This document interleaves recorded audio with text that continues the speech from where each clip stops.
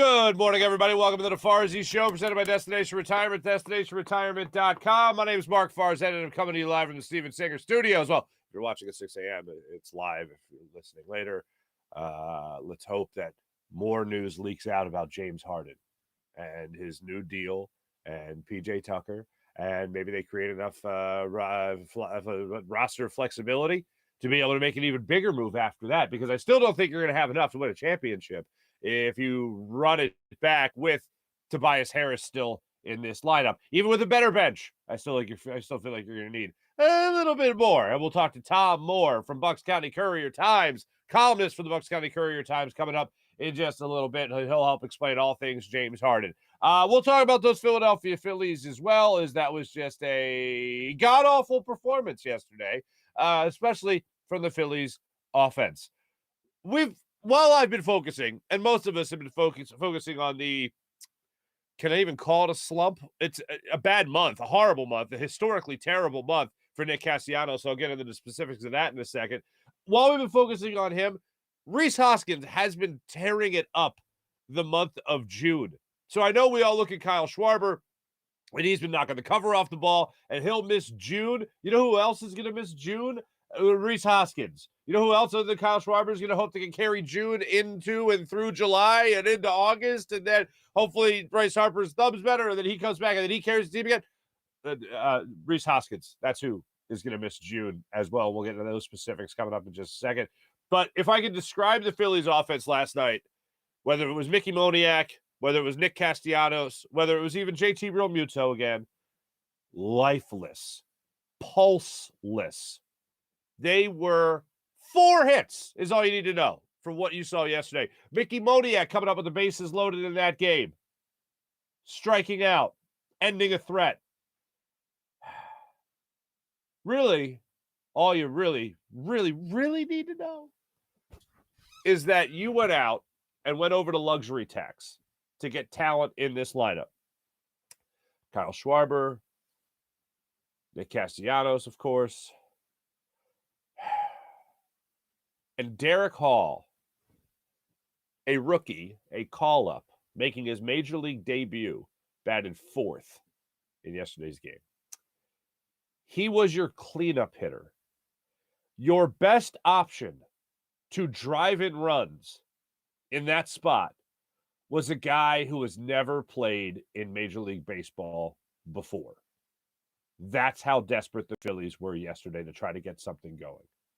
Give you my full take on that in just a second. But I do want to start it off with the Adrian Wojnarowski news, with the James Harden news, as to the 76ers now having a lot more flexibility. Now, I watched this earlier in the day before it actually went down, and this is the first thing I saw when it came to James Harden and the idea that he was going to opt out and he was going to create that flexibility for the 76ers. This is how Woj broke it down on SportsCenter yesterday.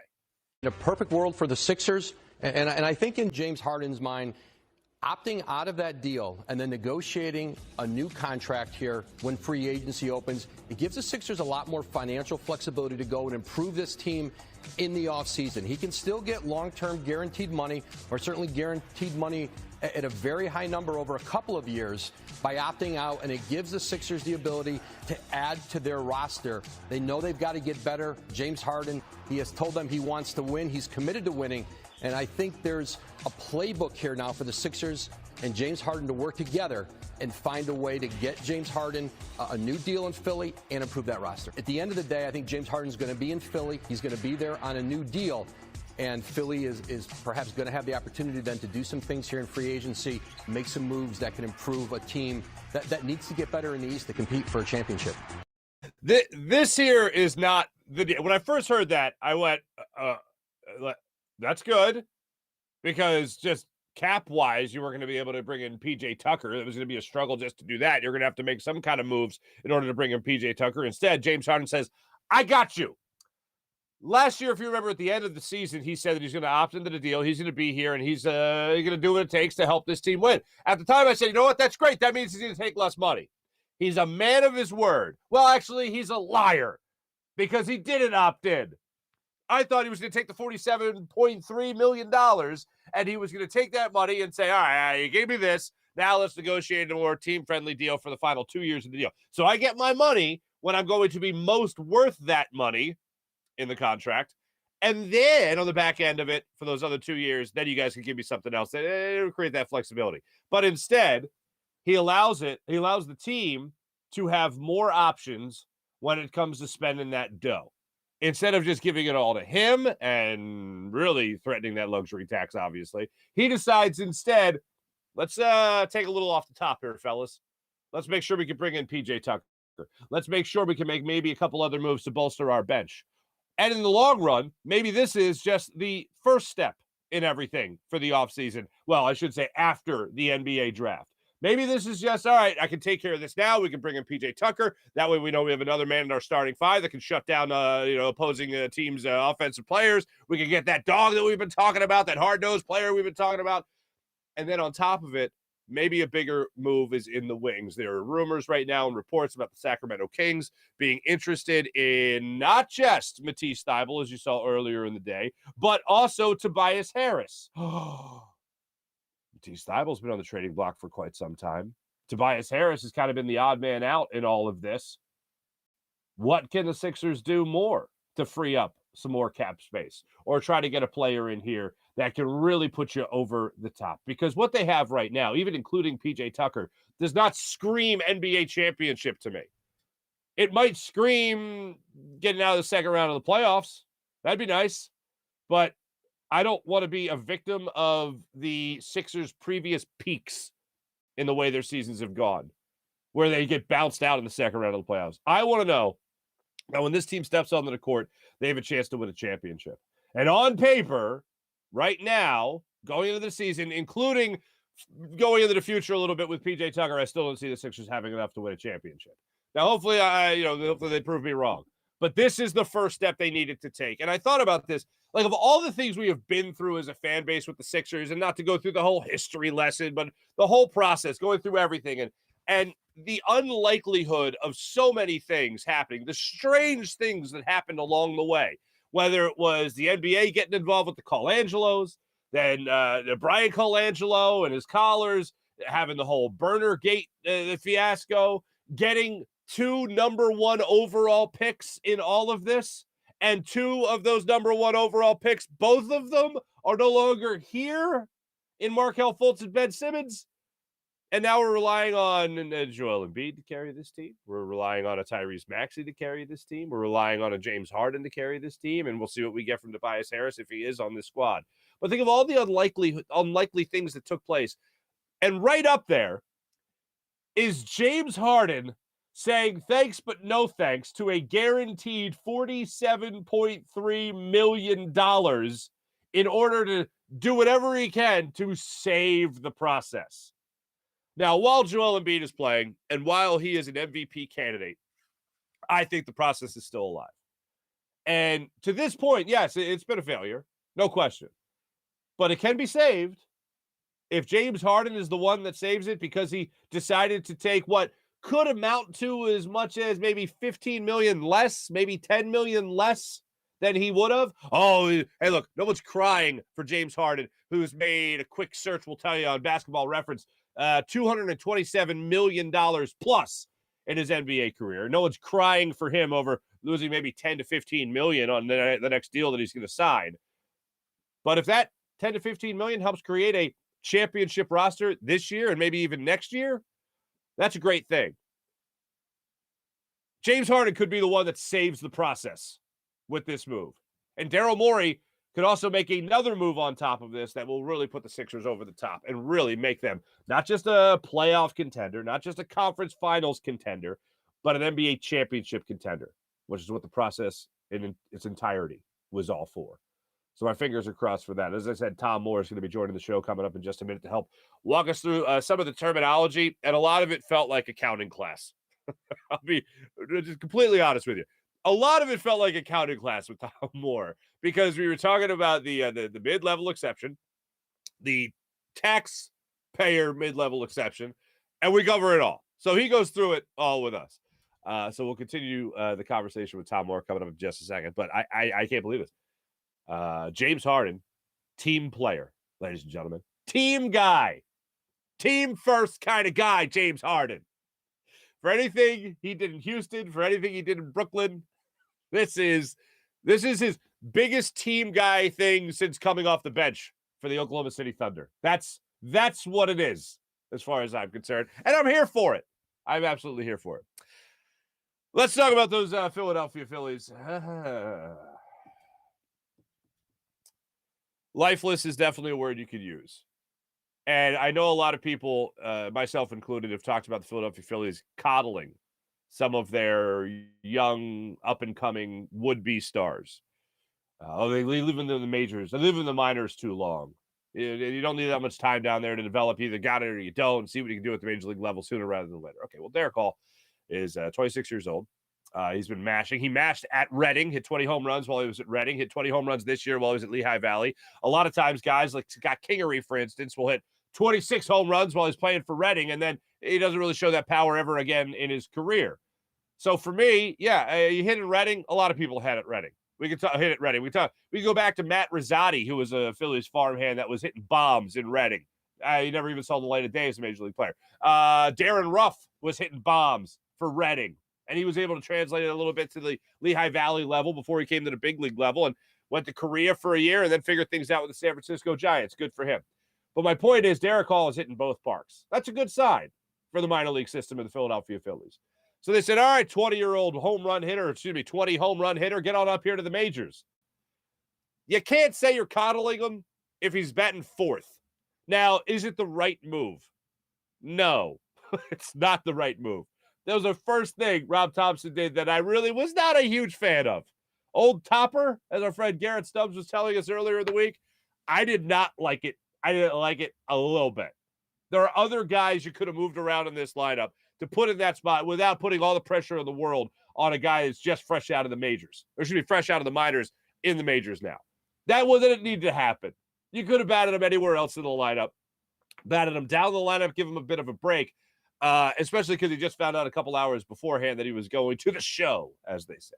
To me, I thought if you were going to move Castellanos out of that spot, I thought Hoskins could have been moved down in that spot. Maybe you move Castellanos up in the order a little bit. You moved him to third already. Why not make it a little bit different and put Hoskins down in that spot to fourth? Maybe you could have just flipped those guys, essentially. Rob Thompson decided not to do that. Derek Hall goes in there and still has yet to get his first big league hit. I didn't think that was the right move going into yesterday. I didn't like it for just Derek Hall's case, and I didn't like it for what it means for the Philadelphia Phillies. Now, again, you could go back to the fact that they went over the luxury tax, and now you have a kid coming up out of the minor leagues that's looking to save your lineup as your four-hole hitter. Okay, great. Not a good sign. Nick Castellanos does get moved up in the order to the three spot, to the three-hole, and he still looks lost at the plate. Mickey Modiak, I don't even think has played 50 games in the major leagues. I'm watching a guy in Nick Castellanos that looks just as lost as Mickey Modiak. Now, who am I more confident that will turn a corner at some point this season? Well, yes, obviously it's Nick Castellanos. However, they should never look the same. They should only look the same if Mickey Modiak actually goes on a tear. And that's not happening anytime soon, unfortunately. And I'm pulling for the guy. I'm rooting for the guy. I just don't see it happening. And when you look at Castellanos, I know I made a big deal about the fact that he hasn't homered in June. Well, yesterday I was going through some of the numbers, and I'm like, what's his first homerless month? Like, when was the last time Nick Castellanos had a homerless month? Now, when I say a month, I mean he played significantly. It wasn't just like a couple games in April, a couple games, 2 games in March or whatever. It wasn't anything like that. It was like significant, like at least 30, 40 at bats. Sure enough, you have to go back all the way to 2015. September of 2015 is the last time Nick Castellanos had a month of any substance where he failed to hit a home run. If he does not hit a home run today, after 6:05 start time tonight, this will be his first homerless month since September of 2015. That's god-awful. And I have tried to remain optimistic about the Phillies with Bryce Harper being out. If this guy gets hot, if this guy does that, hero by committee, then they'll be fine and dandy, and they'll be able to still compete with the Braves. Well, losing this series already right out of the gate with the Braves doesn't make me feel too good about that. But they're not going to be able to do any of that if Nick Castellanos isn't hitting. They need someone to step up. Now, it's been a short sample size, but really the whole month of June has not been a short sample size with Rhys Hoskins. He's a guy that I think people look past at this point because some people are just tired of seeing his face. And I'm like, no, let the guy hit, man. If he's aggressive, he can have months like he's had this year. This month, I should say. Yesterday was his 6th home run in the month of June. That's great. Good for him. That's fine. I can take that from Rhys Hoskins. I can take the 411 on base percentage. I can take the 305 batting average so far this month for Rhys Hoskins. Yes, more of that, please. But where's everybody else? Where's everybody else on this roster? The number one guy, as I've been saying, is Castellanos. He's got to snap out of it. If he doesn't, and he has situations like he does yesterday where you just see him flailing at pitches and he continues to look lost, that's where you're going to be looking at a guy who just needs to get out of the lineup. At this point, it's the same thing. I mean, the 4-hit game in San Diego, great, but you're looking at him for power numbers. And somebody tweeted me after the game yesterday, and I forgot about this. When he was introduced as a Philly, Nick Castellanos says, I don't have a college degree. I hit home runs, or I hit baseballs. I love that line at the time. It's still a good line. I give him credit for it. But if you're not hitting baseballs like you did last year, yeah, that line doesn't look so good. 34 dingers last year, on pace for 15 this year. I'll say it again. No bueno. No bueno. Phillies back at it tonight, 6:05 start time. Hopefully they can. This is the word I was hoping to avoid. Salvage. Phillies looking to salvage a game in this 3-game series with the Atlanta Braves. Aaron Nola will get the start yesterday. On a more happy note, I guess, for the Phillies, Mark Capel got a relief appearance yesterday. That was a sight for sore eyes. Good for him. That was pretty awesome. Aaron Nola will get the start today against Ian Anderson, so that's where the direction will look. One other point here, and it's regarding the Philadelphia Eagles. I saw Miles Sanders came out with a quote. He was doing an interview with CBS Sports, CBSSports.com. And in the interview, they were talking about all the acquisitions the Eagles have made. A.J. Brown, Hassan Reddick, draft picks, obviously, Jacoby Dean, and Jordan Davis. And in that conversation, he said he feels like that we're an all-star team. Now, if you guys remember, right around the time the draft happened, I was doing everything in my power to not say that phrase while alluding to that phrase that Vince Young said all those years ago, 2011. I've asked different writers we've had on the show about it. I've asked other football players about it while they've been on the show. And I have said many times, it kind of reminds me of, stockpiling talent. Kind of reminds me of that thing you do when you're thinking and you're asleep, but you're still thinking. Like that kind of team. Is this far enough away from Dream Team? We feel like an all-star team. Is that far enough away where it doesn't jinx us if you believe in that sort of thing? Because even if it's not a jinx, teams can still be a little cocky. They can be a little overconfident. They can look past opponents. Oh, we're an all-star team. We don't really got to start playing in the fourth quarter. Oh, we got to score 20 points in the fourth quarter? That ain't happening. I don't mind it. Like, I always want players to be honest. And if that's how Miles Sanders feels, that's great. But there are certain times where maybe you can couch a little bit of that honesty. A little humility would be nice. Because we all know that, hey, look, like Howie Roseman, hate Howie Roseman, love Howie Roseman, whatever it is. He did a phenomenal job in this offseason. You can talk about mistakes he's made in the past, whether that be Carson Wentz's contract, whether it be signing him to that huge deal, then drafting a quarterback. Now that quarterback all of a sudden looks like he's going to be he could very well be your franchise guy. Jalen Hurts, of course. But he has made move after move this offseason to make this team a much better team than how they walked off the field last season. And I am very confident and very optimistic about this Eagles' upcoming season. But if their minds aren't in the right place, if their minds are in a place of we can just show up and win, that ain't cool. And we talk about this a lot. The number one word that gets said by other coaches, well, every coach in the NFL, is respect. Well, if you're looking at yourself as an all-star team, what's the other team? Probably not as good as you, right?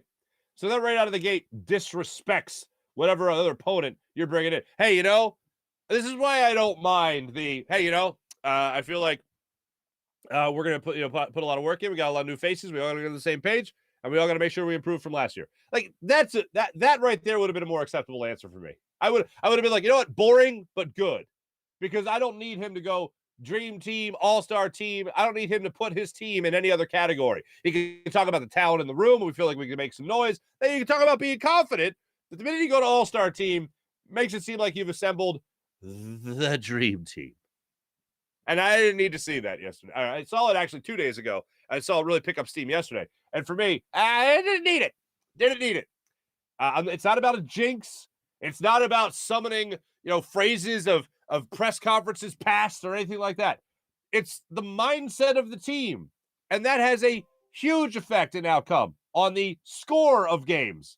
Your players' attitudes, yeah, if they're a little overconfident going into this season, that can be a problem. Oh, got all these guys. I thought we were just going to go out and win. Yeah, no, it's not how it works.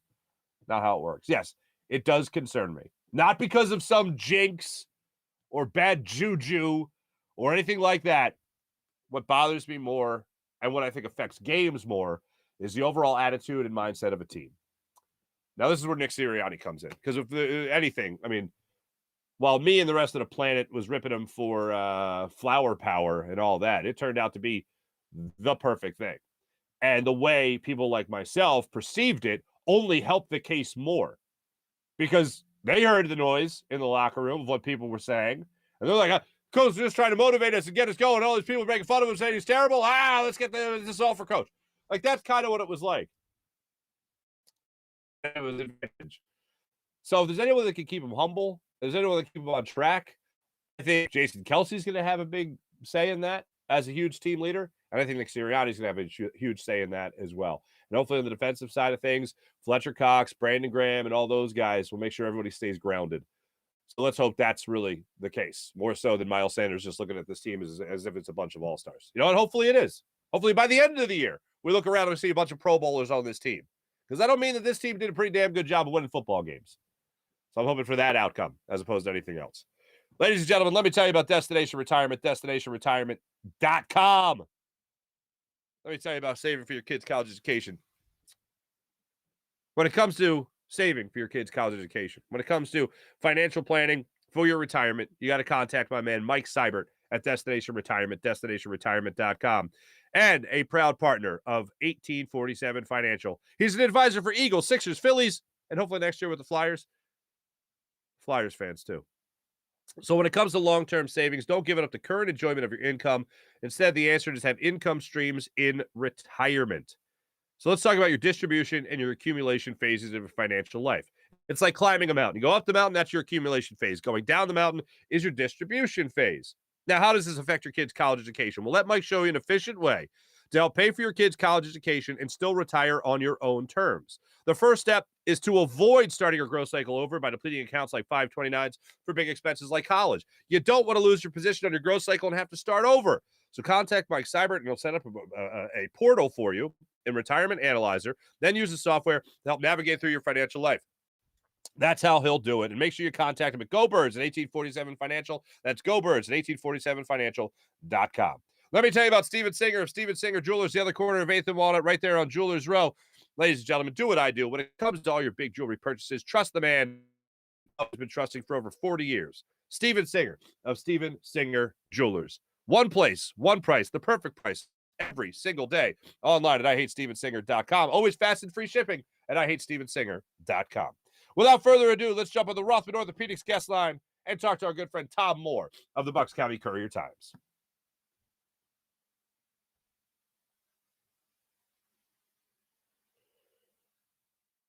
On the Rothman Orthopedics guest line, a man that turned down $47 million to do another show, instead came on this show for a $47 gift card to Costco, the great Tom Moore. What's up, Tom?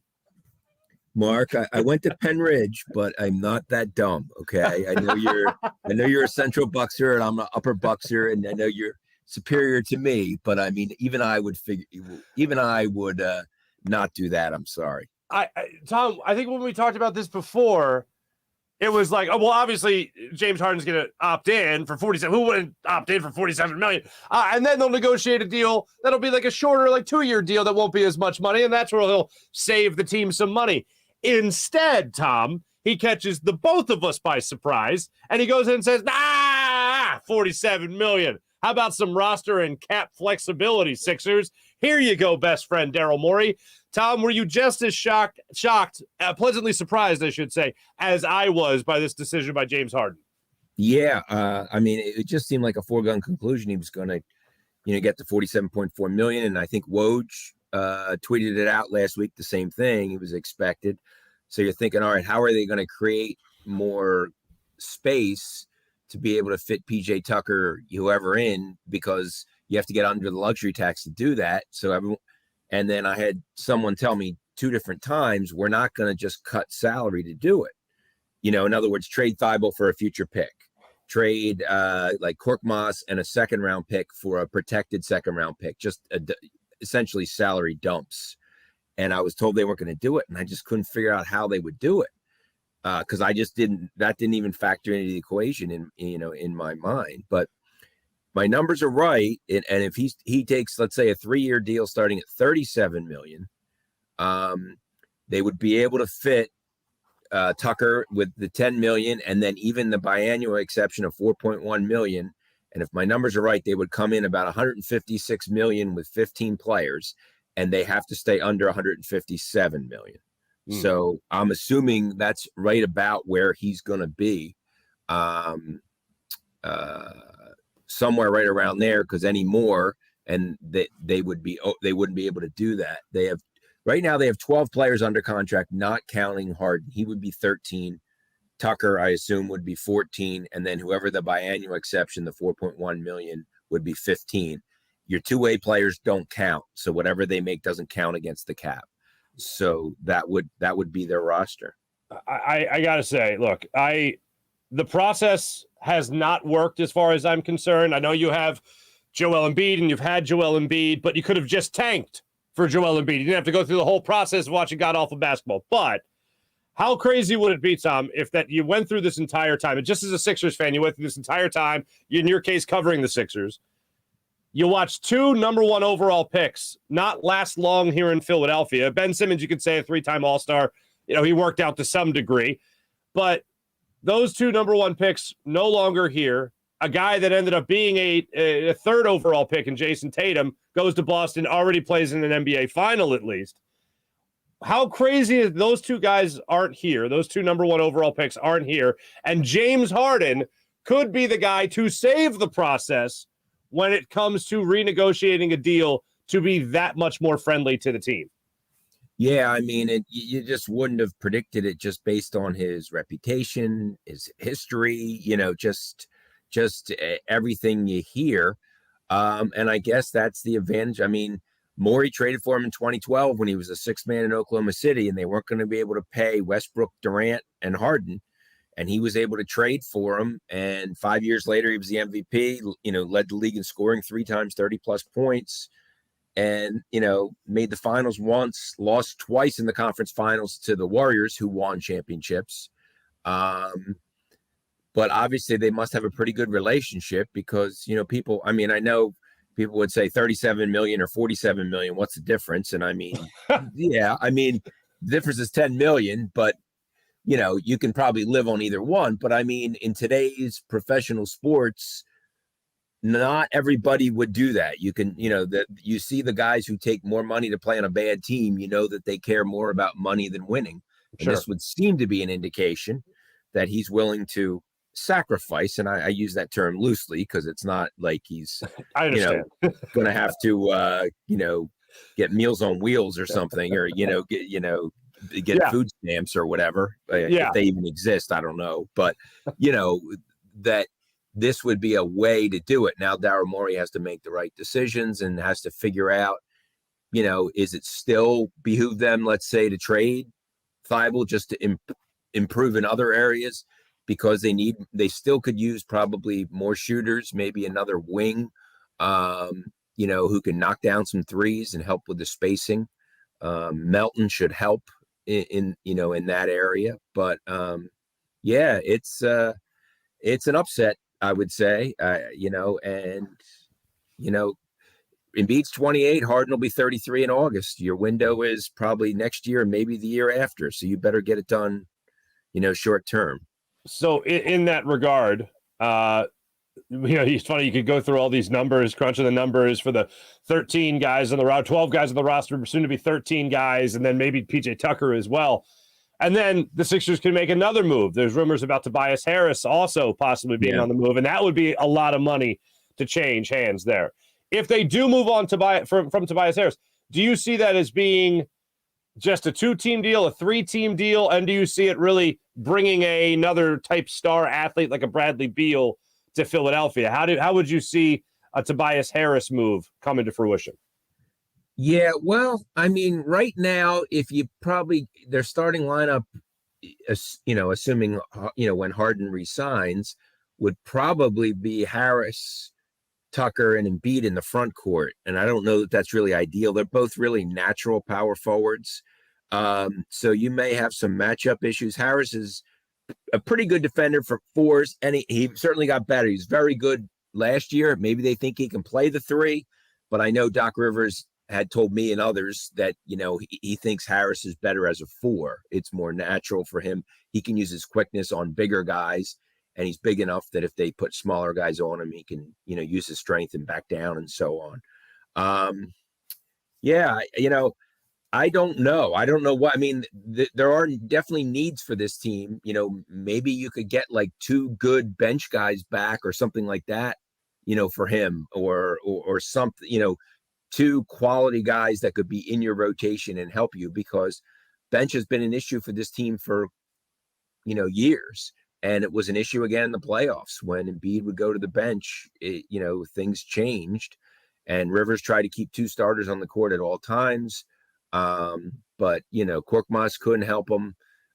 Shake Milton didn't do a whole lot. Niang really struggled in the playoffs. He may have been injured, but he couldn't get a shot off, and he couldn't defend anybody. So your bench, which was decent in the regular season, was subpar in the playoffs. And that, I don't care how good your starting 5 are, you need reserves, competent bench players, or you're not going to win a championship. So they could potentially be something, like that. The 3 spot is a weakness. Now, I submit that, like, Bradley Beal played for the veterans minimum. Excuse me, not Bradley. Otto Porter Jr. I'm sorry. Yeah. Oh, yeah. Otto Okay. Porter Jr. was played for the veterans minimum, $2.4 million, I think it was. Won a championship with Golden State. They can only give him a 20% raise because they're in luxury tax territory. So that'd be $2.8 million. Could you convince him to come here for $4.1 million? He's a 6'8", three-man, versatile, whether he starts or comes off the bench. That's another guy that Doc Rivers can plug in 20 minutes a night and rely on. That, would be an upgrade. So I think it depends on, who they think they can get at that spot. But I would assume it would probably look for a wing, would be the top priority. When it comes to the starting 5 for right now, how confident are you that you're going to see a very similar starting 5 to what you saw last year with James Harden, of course, Joel Embiid, Tyrese Maxey, Tobias Harris, and then possibly PJ Tucker in there as well? How confident are you that will be the starting 5 when the season starts up? I mean, I don't think you're getting PJ Tucker, even though he's 37, if, assuming all the reports are true, and Keith Pompey has repeatedly reported it, Mark Stein has reported it. I don't think you're getting him to bring him off the bench. I think he only plays 25 minutes a game, but he certainly plays at the end of the game, and you probably want him playing at the start of the game. Right now, that would be the starting 5. I don't know. I don't know if that's going to be your opening day starting 5. I think there could be a change there, depending on what happens with, like I said, with Harris possibly. Thibault would be a bench player if he stays, which he's better in that role, defending, backups. It still really needs to work. I mean, I don't think there's fewer guys in the league get more open threes than he gets and don't, convert them. So it's almost 4-on-5. And that's why he dropped off 10 minutes a game from the regular season to playoffs last year, because you can't go 4-on-5 in the playoffs. You just can't do it. Mm-hmm. If that is the starting five going into the season, and they already got D'Anthony Melton coming off the bench now, which I thought was a good acquisition with the trade draft night. Assuming they do add a couple more pieces to the puzzle, some decent bench players, how far do you think this team can go? Is it with a healthy James Harden? Let's just call it that, a healthy James Harden, and Tyrese Maxey at least taking a little bit of a step forward going into what will be his second year as a starter. Right. Yeah. I mean, they're certainly better and they're certainly deeper, and they've addressed the toughness and the grittiness and so on. I would think they'd be in the mix, to compete with all the other teams. Excuse me. To be in the mix with other teams, the Bucks, the Celtics, the Heat, depending on what happens down there, how they replace PJ Tucker. I would assume that, maybe, there's a better chance of making the conference finals for the first time since 2001 than, let's say, last year's team, which was just flawed. And you would think that Harden is healthier, in better shape, more comfortable than he was last year. The hamstring, even they said it wasn't an issue. You assume he'll be more effective and maybe be more like himself, not the player that was MVP, 4 years ago, but a more viable scorer late in games and so on. So, I would like my chances, the way things stand right now, at least to be in the mix and to be competing, and not losing in game 6, in the second round, again. Yeah, you and me both. You mentioned the last time they made it to a conference finals, at least, and they had them sweet black jerseys that they were rolling out there with AI back in those days. Would you welcome those jerseys back with open arms, Tom, or do you like the look now? I liked them. I mean, when it started, it was kind of weird because I think that was a Pat Croce thing because Sixers were always red, white, and blue. And then when it was black at first, but black was kind of cool. I don't know. And you associate them with then, with that time and everything. So, yeah, I don't see why not. They have so many different, they have the blue ones, the red ones. They have so many different jerseys. Why not? And it's another one they can sell too. They love that stuff. Yeah, absolutely. No, I love it as well. Let me ask you that because I want to focus on Tyrese Maxey for a second here. When it comes to that step forward, and we talk about it all the time in football with Jalen Hurts, him stepping forward as the quarterback of the Eagles. I think it's a very similar thing to Tyrese Maxey, considering this will be his second year as a starter, as I mentioned earlier. How big a step forward can it be? I don't expect, because you won't have that same opportunity to go from bench guy to starter like you had last year. So are we talking about the expectation being a baby step forward, a half step forward, full step, giant step? Like, how much better can he get from what we saw last year to the upcoming season? Well, I think offensively, he really made significant strides, improved his 3-point percentage about 12%. I think it was from 30 to 42, which is a huge difference. And that means they have to guard him. And that makes his drive and his floater even more effective. Where I want to see him, and people don't talk about a lot, defensively, he kind of got exposed in the playoffs. He really struggled at the defensive end. And it's not, all his fault, pick and rolls and things like that. But I think he needs to be more confident, maybe a little stronger at the defensive end. And because for years, the Sixers have had trouble when the other point guard beats them. It's just a scramble. You're in scramble mode and you're 4-on-5 basically at that end. And somebody ends up knocking down an open 3. So, but I mean, he was fantastic. I'm kind of nitpicking when I say that because he had such a great year, but that's the area. I think his decision making was pretty good. He didn't have a lot of, crazy let's try something turnovers that second year guys sometimes do. And he averaged almost 20 points a game, might have been their second best player in the postseason, second or third, certainly. So yeah, and Yeah, 6'2". The size going from Simmons to him really changed things because you went from a 6'10" point guard to a 6'2" point guard. And that's the biggest reason they were last in the league in rebounding last year, too. Again, not his fault, but just Simmons averaged like 4.5 more rebounds than he did. And that was the difference between being middle of the pack and at the bottom of the, the NBA. So that would help, maybe if you have a guy like PJ Tucker, who's a more physical guy, a good rebounder, a very good communicator on defense, able to switch on different guys and handle most of them even at 37. So I would assume, he will continue getting better. He's working on, posting videos, already shooting 3-pointers and so on.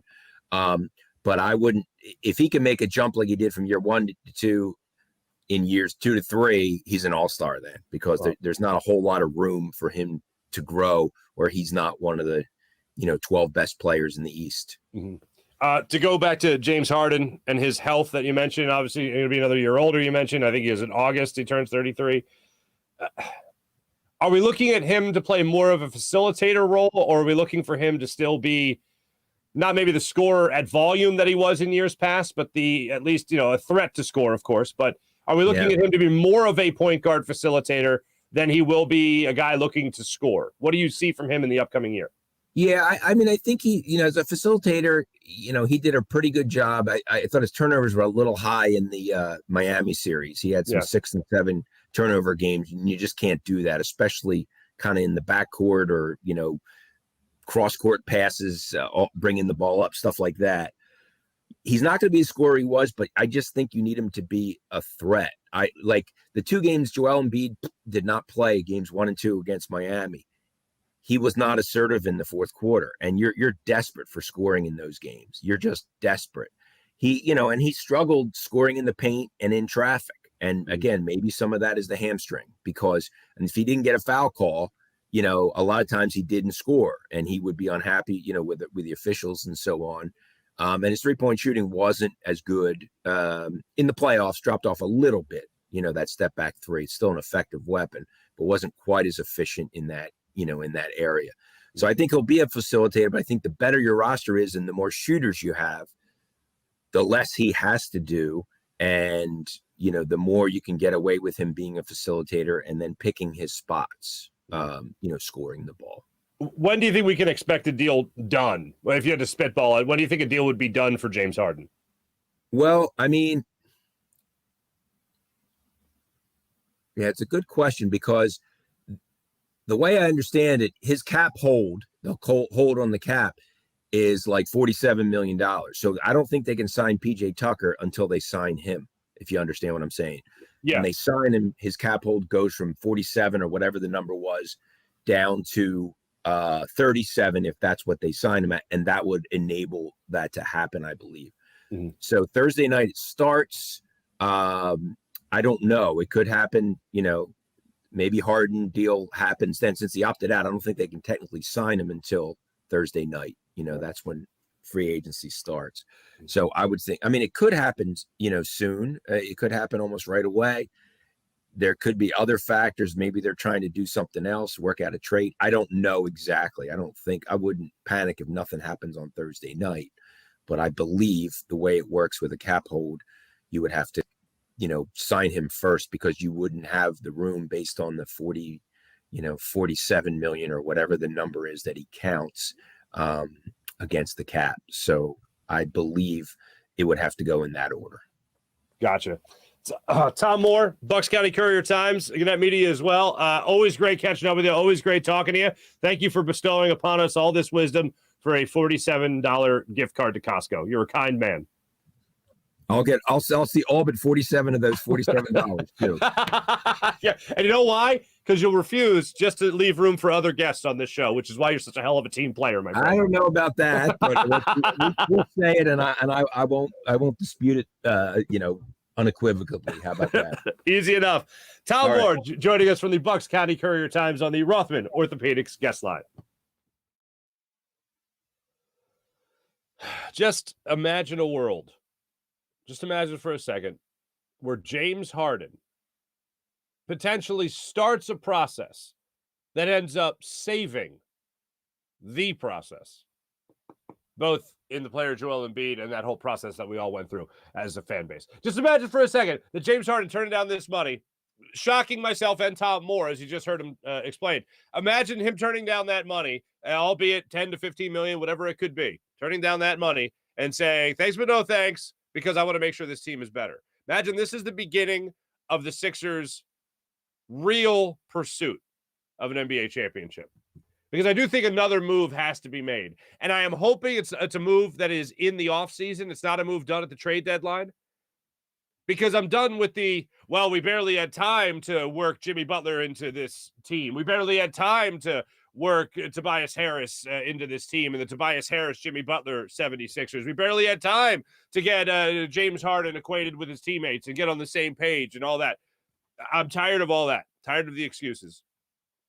I think there is a reason why the Jimmy Butler team probably looked like the best team out there.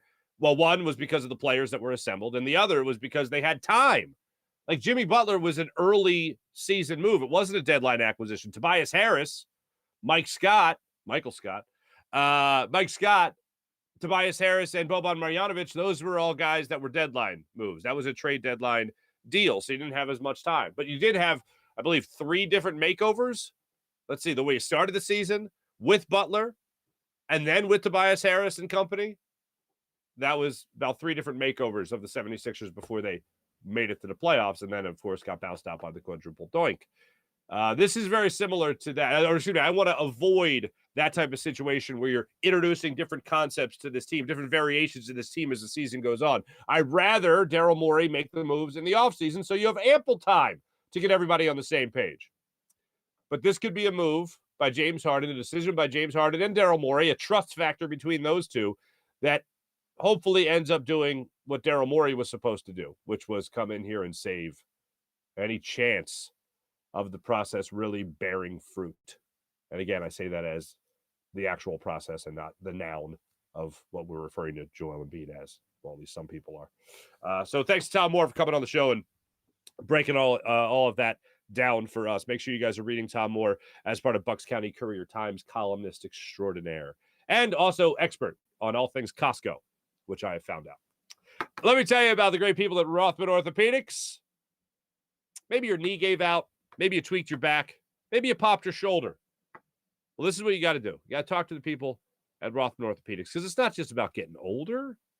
Rothman Orthopedics and the Rothman approach to orthopedics is here to get you back to being you. Back to running, back to walking, back to playing, back to walking around, running around, all that. Back to living your life the way you want. With same-day appointments available, you can start today at RothmanOrtho.com. That's RothmanOrtho.com. Rothman Orthopedics, the official orthopedic partner of your Phillies, Eagles, and Sixers. How about Versus Game? Oh, boy, baby.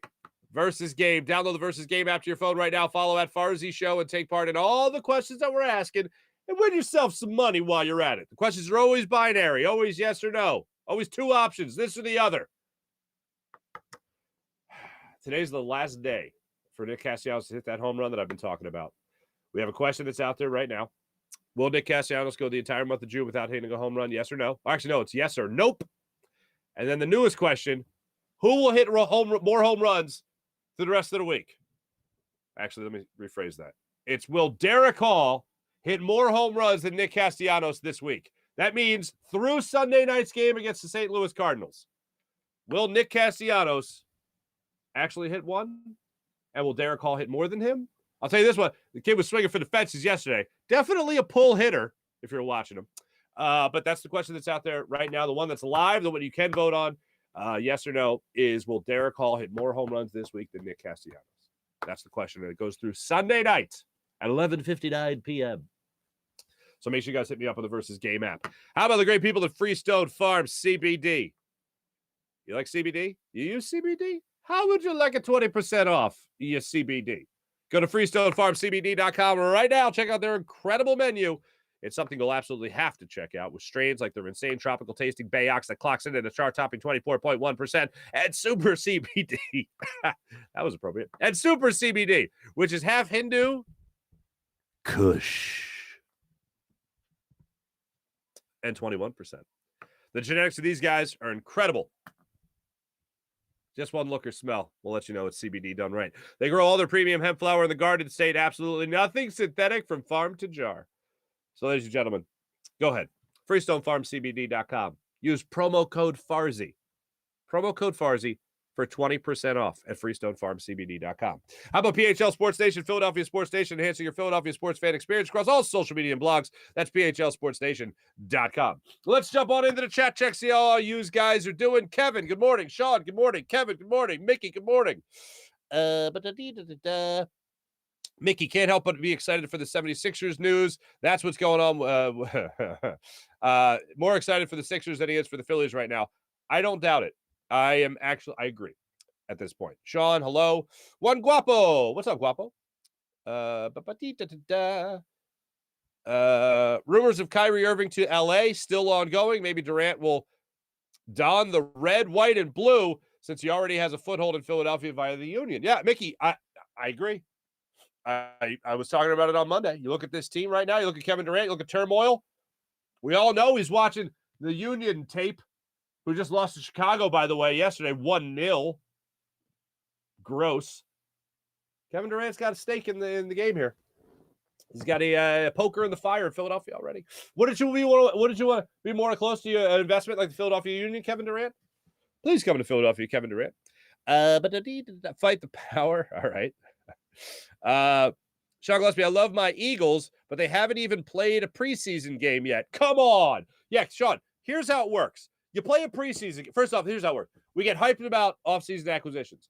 Then we watch some of the young guys play really well in the preseason. Then we get overhyped, even more so, during the preseason and the regular season. And that's where things change just a little bit. Our expectations fluctuate throughout every game, every play of the season. Mally, are we getting Colorado Farzy this year? Since we get kayaking Farzy? Nah, I don't think so. I don't think that's happening. I'd love for it to happen, but I don't think we got Colorado on the docket this summer, unfortunately. But I will give you yapping on the yak.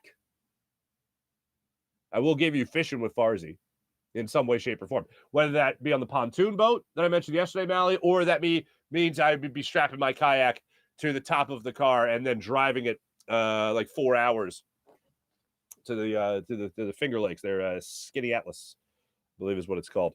Kyle, good morning. April, good morning, April. Mickey,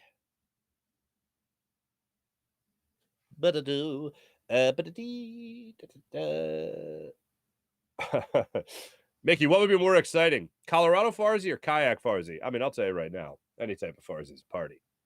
Mike Williams, good morning. Jim Grasmeter, what's up? Ray Fitzgerald, I wish the owners in sports would have the guts to tell these players to turn down ridiculous money and go to a 9-to-5 job. Let them walk. But I know these players make the money for the owners. That's the give and take of it all, Ray. That's the give and take of it all. Ray says he doesn't want Harden. He plays no defense, and he constantly cries for calls. That's something that we don't talk about enough. We talk about it in the moment. Like James Harden drives the lane, misses a layup that he throws up wildly, and he's like, where's the foul? And there's no foul. And the team scores down the other end because it's 5-on-4.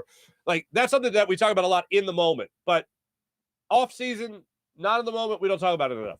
Like, I can tell you a lot about James Harden needing to go more into that role of facilitator than scorer. Like, still have that be part of his game, no question about that. But I don't need him forcing things anymore because they result in turnovers. And part of that is the whole, I was fouled. No, you weren't. They picked your pocket. And they call the game a lot different. There's a reason why he had the lowest scoring output in 8 years?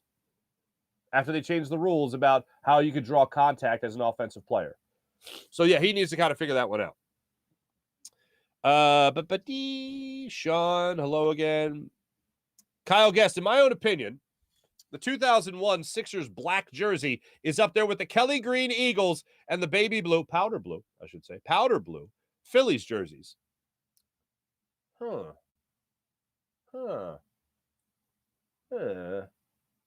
See, that, in terms of just overall design, historical meaning and reference, no. But overall design, the black jerseys are kind of cool. Especially the ones that weren't like the tank top, the ones that were like the cutoff sleeve type. Here we go. Type Johns. Yeah, that was different. I like those too. I think Harden's unselfishness can save the process if the piece. There we go, Kevin. If the pieces that they get in return are suitable, ideal for Maxey and Joe. Regardless, I can't stop thinking if we only kept Jimmy buckets, hope everything worked out. Yeah, I think. Yeah, I mean, Kevin, that's the thing. Like, I've talked about after the playoff exits since Jimmy Butler left, and then obviously Ben Simmons being traded and Brett Brown not being here anymore. Like, I feel like when I tell my kids about the process, it's going to come down to they wanted to keep this one guy. They didn't keep that one guy because they wanted to keep other guys. And then those other guys left. The one guy, Jimmy Butler, if he stayed, you'd probably be having a championship here in Philadelphia. Because Joel Embiid was really good that year, but he wasn't Joel Embiid now. He wasn't MVP candidate Joel Embiid. He wasn't the second most valuable player in the NBA 2 consecutive years when he was playing that series against the Raptors. In the moment, not a lot of people jumped on the bandwagon or the idea that Ben Simmons was just, in basketball terms, like a head case, couldn't get out of his own way. And most people at the time were like, yeah, you can't. Ben Simmons with a jump shot could develop into LeBron James. And we're just going to give up on him and keep Jimmy Butler instead. At the time, that would have been unpopular. It would have been the right decision, but that's the benefit of hindsight. Jim Grassmeter. What are we talking about? Odubel Herrera? Has there ever been a worse center field player in Major League history? No. Come on, Farzy. No historical importance. The jersey. I said yes, but I'm talking about like in Kelly Green, the Eagles won 3 championships. No Super Bowls, but they won 3 championships in the Kelly Green. The powder blue jerseys, were they wearing them in the 80s? Yeah, they were wearing the powder blue in the 80s. But they weren't wearing that when they won the championship in 80. So, yeah, I guess you could put it on that same thing. Yeah. But that team still won a championship. Yeah, yeah. I mean, look, Allen Iverson stepping over Tyronn Lue versus game is great. As I hit the button. Allen Iverson stepping on Tyronn Lue, I will say this. That was the greatest moment of my sports life up until that point. Like, the Phillies making it to the World Series was awesome in 93. But as I've told you guys before, I think I was like 7 months old when the Sixers won the championship. Yeah. In 83, it was the 82-83 season. Mark Averoni, my man. But yeah, that was the greatest moment of my sports life. Tyronn Lue stepping over, or Allen Iverson stepping over Tyronn Lue. And the Phillies winning the Super Bowl, World Series obviously took that over. The Eagles winning the Super Bowl, obviously pretty awesome. But up until that moment, that was like the best I ever felt as a Philadelphia sports fan. Sixers were going to win that game. And then, of course, they go and lose 4 straight. But it was incredible. So, yes, that does have historical value. But I'm talking about, actually winning a championship. And, yeah, I guess the Sixers, that's the iconic moment. I'll agree with you on that one.